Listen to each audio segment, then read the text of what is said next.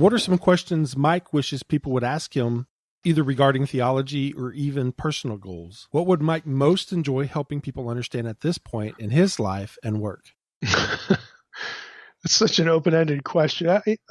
I should mention to start out, people could ask questions for Q&A that are personal questions, and I don't mind that at all. Off the top of my head, I'll tell you what I want to say, Trey. I want to say, yeah, I'd like people to ask, why did you let Trey win the fantasy football Yeah, league? boy, you can't help that. That's unstoppable right there. Yeah. That's not a choice. That's honestly, as I saw that question, that's the first thing that popped into my head.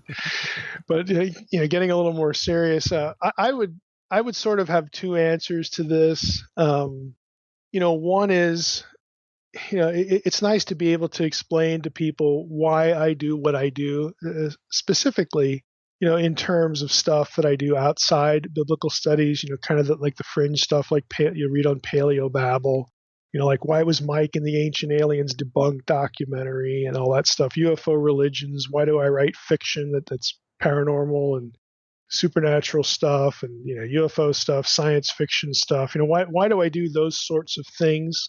And the second one would be, what books would I like to write in the future? And these things actually sort of dovetail. So I'm gonna kind of just go off the top of my head here, even though I did make a little list.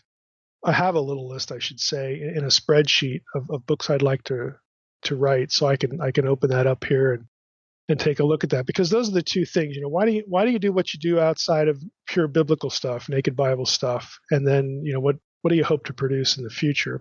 And they are related. So I would say, as far as why I do what I do, if people are wondering about that, the best thing to do is go to my website, drmsh.com, and go to About, because I actually describe this, because I do get this question a good bit. Why do you do some of this strange stuff? What's the point? And most of the time people ask, and they genuinely want to know. I mean, sometimes, you're dealing with somebody that just wants to sort of poke fun at it. And that's fine as well, because I love to talk to those people, because I congratulate them on finding the group of people out there who don't need good thinking. Thank you for that. So these are the people that we should just leave alone and let them basically go to hell if they're lost, because they believe lots of stupid stuff. So again, and I'll put it that way too, to people, thank you for identifying the people that we shouldn't care about, or that as biblical scholars, we can just sort of dismiss. Thanks for that. And that usually shuts down the kind of, person, who just wants to poke fun at it. Because my next question, my follow-up would be, well, what are you doing? Can you suggest something better? And better isn't leave them alone. Okay, can you give me a positive substitute? I'm willing to take your advice and your instruction, your good suggestions here. And by that time, they usually clam up. So the point, again, is well taken. I do this because I don't like when people get misled, whether it's about biblical stuff or in these other realms. Because to be honest with you, these other realms, the Paleobabble stuff, the weird, Christian Middle Earth, or just Middle Earth in general, non-Christian Middle Earth, ancient aliens, Gnosticism, zeitgeist, all this stuff has a tremendous reach. We're talking millions and millions and millions of people filter things like the Bible and Jesus through those things. And if you don't have anybody who has good theology and who cares, if you don't have anybody occupying that space, sort of, standing in that gap just a little bit, if you don't have anybody doing that, guess what? People aren't going to hear that, what? The Bible doesn't really say that. Or, what? You're really misunderstanding this passage, or you've been misled by someone who says this or that about the Bible or about Jesus or about God. If you don't have somebody doing that, they're not going to find it. We'll just trust the Lord. Okay, we'll trust the Lord. Well, when we trust the Lord, at least in New Testament thinking, we get off our butts too. We actually try to do something so that God has some person to actually use and used to influence people. Okay. So that's really why I do what I do. But you could read the about page. I care that people don't get sucked in by what I call cyber twaddle on the internet about the Bible and the ancient world. I care that they don't swap in extraterrestrials and aliens and psychic this or that for theism. Okay, I care about that. I care about how science fiction topics, like an extraterrestrial reality or transhumanism or artificial intelligence, and all these things are actually related. People who don't understand that they're related don't have their head in the material. So I guess we can give them a pass for that. But all of these things are related, and they are all attempts to displace theism and Christianity. Science fiction and the paranormal capture the imagination by offering a means to our own divinity, and glimpses of other reality. Space is heaven without the biblical God. Again, these are very simple thoughts that propel lots of what people encounter on the internet. They propel major motion pictures. They propel comic books. Somebody needs to have their head in that material. And I have had my head in it for a long time. And I'm not an expert in any of it, but I've had my head in it long enough that I can see it with clarity. And so, it'd be great to have more help. It'd be great to, instead of having people kind of, chortle over it, it would be great to have people, who were invested, had high content knowledge, were subject matter expert, helping to produce good things to just, for the person who their faith is the new age, or their faith, you can't really call it the new age anymore. Their faith is the post-Christian, techno-scientific, extraterrestrial, quasi-paranormal, new physics sort of model.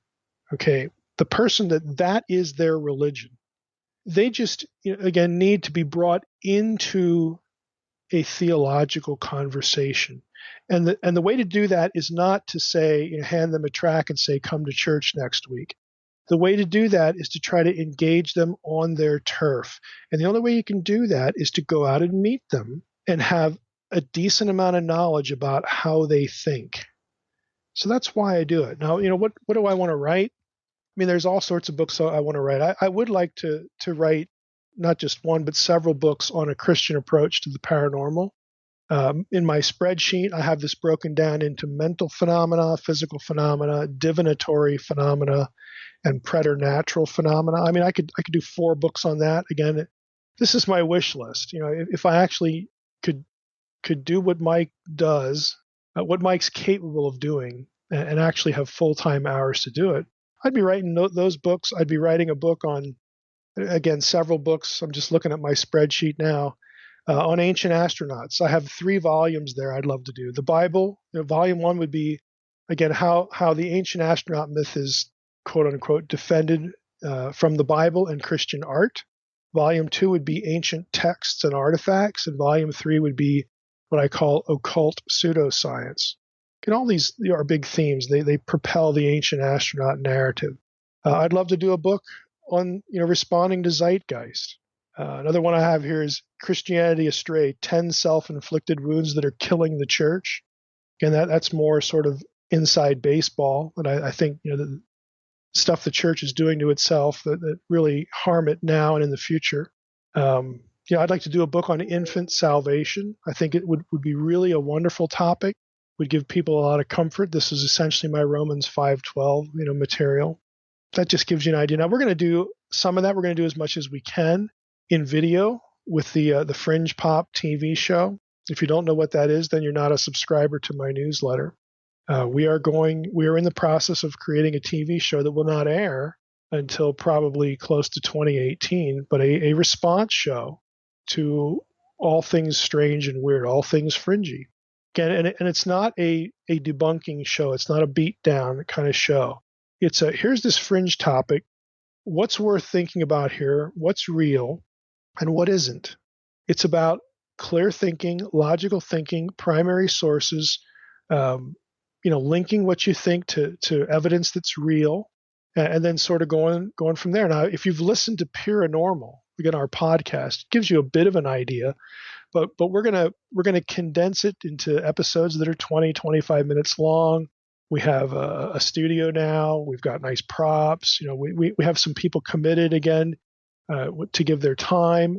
There are things in process that I'm not going to take podcast time here to go into too much detail. Again, if you want to know, you have to subscribe to the newsletter because that's when I'll give links to pictures of this or that, or talk about it in more detail. And lastly, I should mention here that my employer, Faith Life, has also, sort of stepped up to the plate here and created at least something that we hope will get other Christians interested in the topic so that they begin to treat the topic of UFOs and all that weird world, UFOs and ancient astronauts. They begin to see that, hey, this is a real issue, and it's a theological issue. It's a spiritual issue. So Faith Life, they have a streaming TV channel, and almost a year, last summer, we filmed what has become a 90-minute sort of documentary that we're calling Aliens and Demons, the search for an unseen realm with a question mark, I think. Anyway, it's actually, you can actually watch the trailer, and it's a full-length film. It's 90 minutes of interviewing me about these topics, and honestly, they really put a lot of time into it. The visuals are really nice. Trey has watched the trailer.